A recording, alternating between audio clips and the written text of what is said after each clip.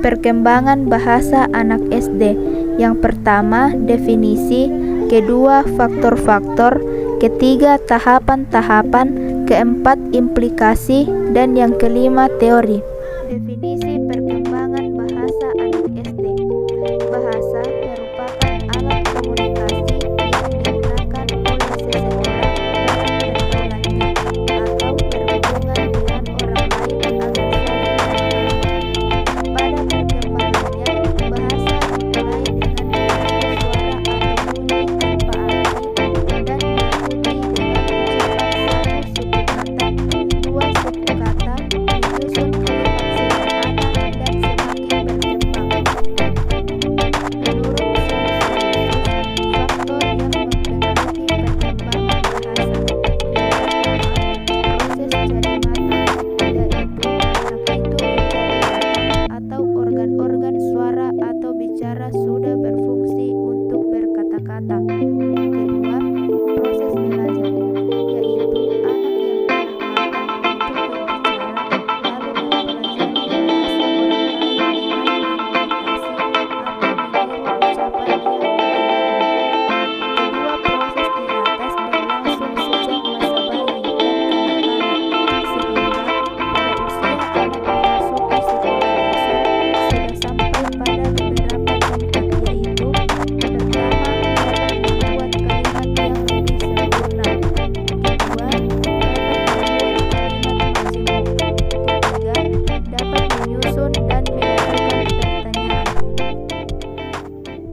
faktor yang mempengaruhi perkembangan bahasa anak SD. Pertama, kesehatan. Kondisi kesehatan yang kurang baik membuat anak mengalami kelambanan perkembangan bahasa. Kedua, inteligensi. Tingkatan intelektual mempengaruhi perkembangan bahasa. Ketiga, status sosial ekonomi. Anak keluarga miskin mengalami hambatan dalam berbahasa karena akses untuk literasi.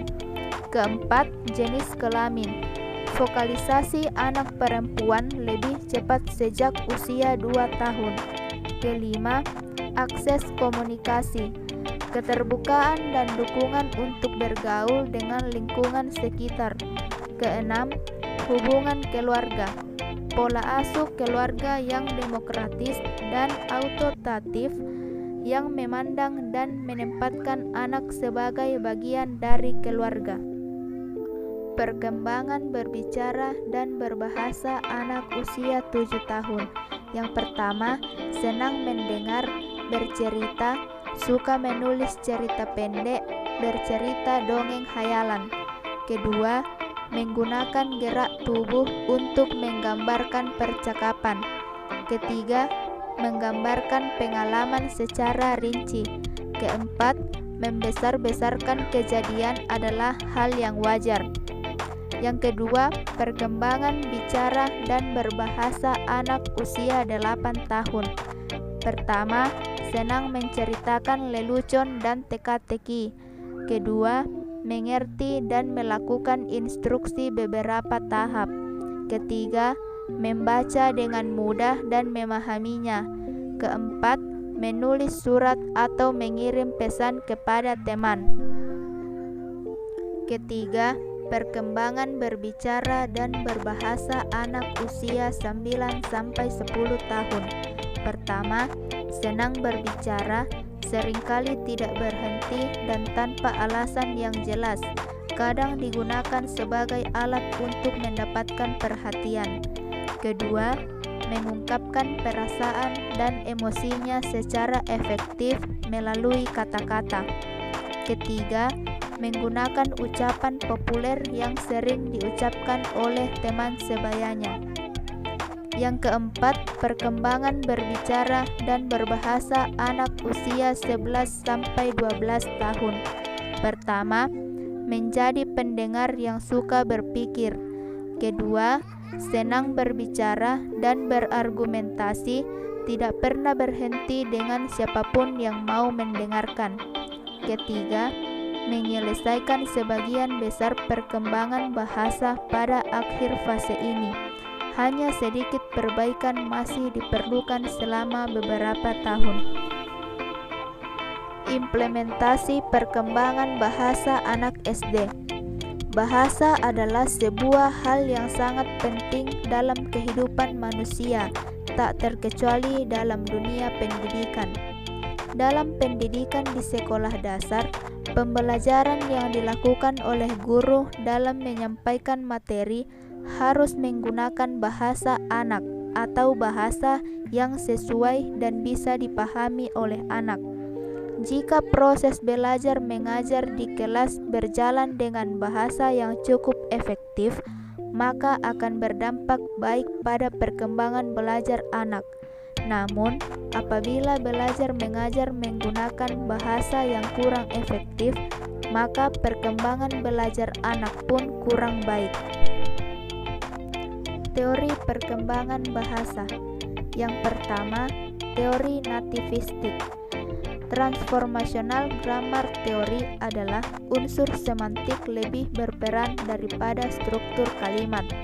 Kedua, manusia memiliki alat penguasaan bahasa dan dapat menemukan sendiri cara kerja bahasa tersebut.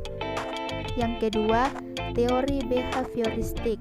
Pertama, manusia lahir tanpa kemampuan apapun. Kedua, bahasa dipelajari melalui pengkondisian dari lingkungan dan imitasi atau peniruan dari contoh orang dewasa.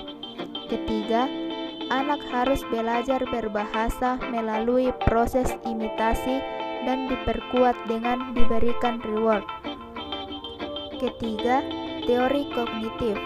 Pertama, menurut Piaget, berpikir sebagai prasyarat untuk berbahasa terus berkembang sebagai hasil dari pengalaman dan penalaran.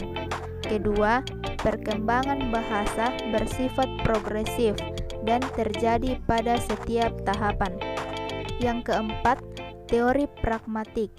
Pertama, seorang anak belajar bahasa dalam rangka sosialisasi dan mengarahkan perilaku agar sesuai dengan keinginannya.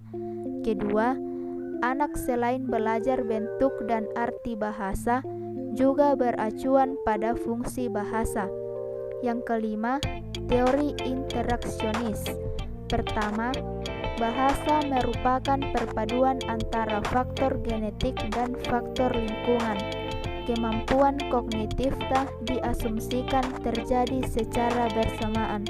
Kedua, dijelaskan bahwa berbagai faktor seperti sosial, linguistik, kematangan, biologis, kognitif saling mempengaruhi, berinteraksi, dan memodifikasi satu sama lain, sehingga berpengaruh pada perkembangan bahasa individu.